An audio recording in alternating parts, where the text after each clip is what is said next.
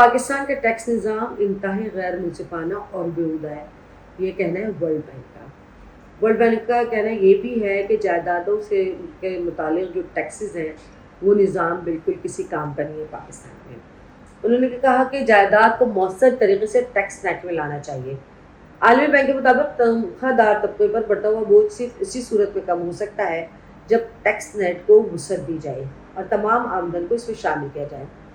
عالمی بینک نے مزید کہا کہ محصولات کے نظام میں اصلاحات کی ضرورت ہے، کیونکہ موجودہ نظام سے قلیل مدتی فائدے تو حاصل ہو رہے ہیں لیکن طویل مدتی آمدنی کے مواقع ضائع ہو رہے ہیں۔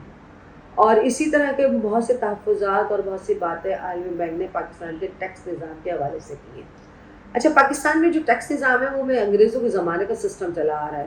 پاکستان کے قوانین بھی انگریزوں کے زمانے کے چلے آ رہے ہیں، اور نہ تو قوانین میں کوئی تبدیلی ہوئی ہے کیونکہ ہمارے اس قابل وہ قانون دان پیدا نہیں ہوئے۔ ہمارے حالات اور واقعات ہمارے دین اور اس کے مطابق جو ہے قانون میں ترامیم کرتے ہیں۔ اگر آپ ایک طرح سے پاکستان کے قانون کو دیکھیں تو پاکستان کا قانون 90% جو ہے وہ مجرم کے فیور میں ہوتا ہے، کیونکہ اگر کوئی کام ہوا ہوتا ہے، کوئی کرائم ہوا ہوتا ہے تو اس کے لیے اتنے زیادہ وجوہات، پروفس اور وٹنسز کی ضرورت ہوتی ہے کہ جو مجرم ہوتا ہے وہ مظلوم بن جاتا ہے اور جو بیچارہ اس کا وکٹم ہوتا ہے اسی کام کا ہی نہیں رہتا۔ بہرحال عالمی بینک نے مزید کہا ہے کہ اس میں اپنے ٹیکس اصلاحات میں، ٹیکس کے نفاذ میں، ٹیکس کی چیزوں میں بہتری کرنے کے لیے نیٹ ٹیکس کا اضافہ کرنا ہے، اور جو بڑا طبقہ جو ہے جاگیردار طبقہ ہو گیا اور دیگر جو طبقات ہیں جو ٹیکس سے مستثنی ہے، کیونکہ آپ کے جو پارلیمنٹ میں قانون بنانے والے لوگ بیٹھے ہوئے ہیں وہ سب کے سب جاگیردار ہیں، تو کبھی بھی جاگیرداروں پر ٹیکس نہیں لگتا ہے، زمین پر ٹیکس نہیں لگتا ہے کیونکہ وہ لگنے نہیں دیتے،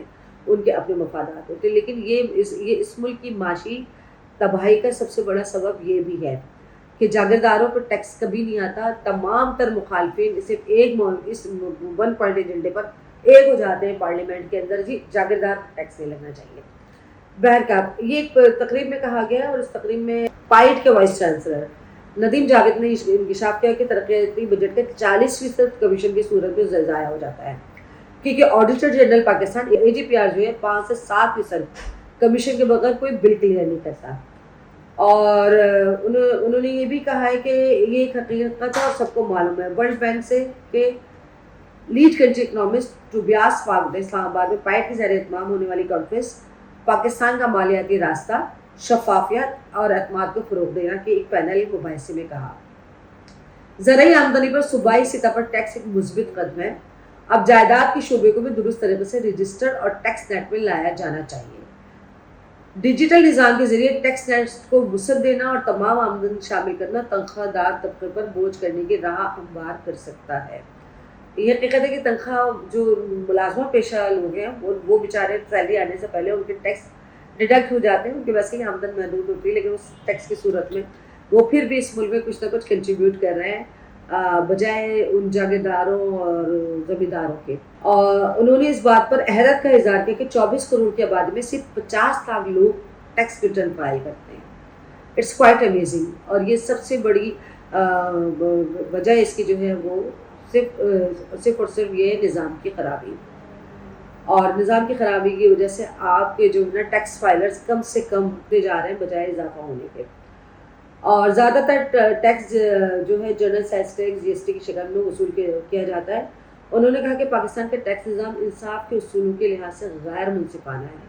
اگر ملک صرف 50 لاکھ فائلرز کے ساتھ چلتا رہا تو اس سے کوئی دیر کا حل ممکن نہیں ہے۔ پرائم کے ایگزیکٹو ڈائریکٹر علی سلمان نے کہا کہ نظام میں وضاحت کی ضرورت ہے اور ود ہولڈنگ ٹیکس کی تعداد کم کی جائے۔ انہوں نے بتایا کہ 88 کے قریب جو ہے نا ود ہولڈنگ ٹیکسز موجود ہیں، جن میں سے 45 ٹیکسز کی آمدن 1 ارب روپے سے بھی کم ہے۔ اب آپ یہ بتائیے کہ آپ کی معیشت کہاں سے چلے گی؟ لیکن ایک عام آدمی جب اگر کسی ریسٹورینٹ میں جاتا ہے، وہ کھانا کھاتا ہے تو اس پہ بھی وہ ٹیکس ادا کرتا ہے، اگر وہ شاپنگ کرتا ہے تو وہ اس پہ اپنی گروسری پہ بھی ٹیکس ادا کرتا ہے۔ عام آدمی تو تمام ٹیکسز کو دے رہا ہے، لیکن یہ ٹیکسز جمع کیوں نہیں ہو رہا ہے؟ یہ جمع اس لیے نہیں ہو رہا ہے کہ آپ کا نظام صاف اور شفاف نہیں ہے۔ ٹیکس کے نظام کو بہتر بنانے کے لیے، مؤثر بنانے کے لیے اس میں بہت سے قوانین میں ترامیم کی ضرورت ہے۔ نہ صرف قوانین میں ترامیم کی ضرورت ہے بلکہ وہ ٹیکس ایکسپرٹس جو آپ کے ملک میں موجود ہیں لیکن ان کی سروسز کو یوٹیلائز نہیں کیا جاتا، ان کے ذریعے ٹیکسز کی وصولی میں آسانی اور ٹیکسز کے یہ کہنا چاہیے کہ کس طرح سے اپلائی کیا جائے، کیا ریش ہونا چاہیے، سب تاکہ آسانی سے وہ ہدف پورا کیا جا سکے، چاہے وہ صنعت کار ہو، چاہے وہ جاگیردار ہو، چاہے وہ زمیندار ہو، کوئی بھی لوگ ہو وہ اس سے مستثنا نہ ہو. کیونکہ ہم جب دیکھتے ہیں کہ جب الیکشنز ہوتے ہیں اور ہمارے سیاست دانوں کے جب ریٹرنز جمع ہوتے ہیں تو ہم حیران رہ جاتے ہیں کہ یہ تو ہم سے بھی غریب ہیں. ان کا جو ریٹرن فائلنگ آپ دیکھیں وہ لگتا ہے کہ ہمیں وہ ہم سے بھی غریب ہے. ایک زمانے میں صرف ایک ایم کے ایم ایل اے تھے خواجہ سہیل، وہ پاکستان کے سب سے بڑے ٹیکس پیئر تھے. ابھی تازہ ترین تو نہیں پتا کہ کون سب سے بڑا، یا پھر جہانگیر ترین بڑے ٹیکس پیئر ہیں. ادروائز تو جتنے سیاست دان ہیں ان میں سے کوئی بھی اپنا ٹیکس پے نہیں کرتا، کیونکہ وہ یہ سمجھتے ہیں کہ نہ صرف اس ملک پر ان کی حکمرانی کا حق ہے بلکہ اس ملک کے مال اور وسائل پر بھی ان کا حق ہے. تو ٹیکس کے نظام کو بہتر بنانے کے لیے اصلاحات لانا بہت ضروری ہے. اجازت دیجیے، اللہ حافظ.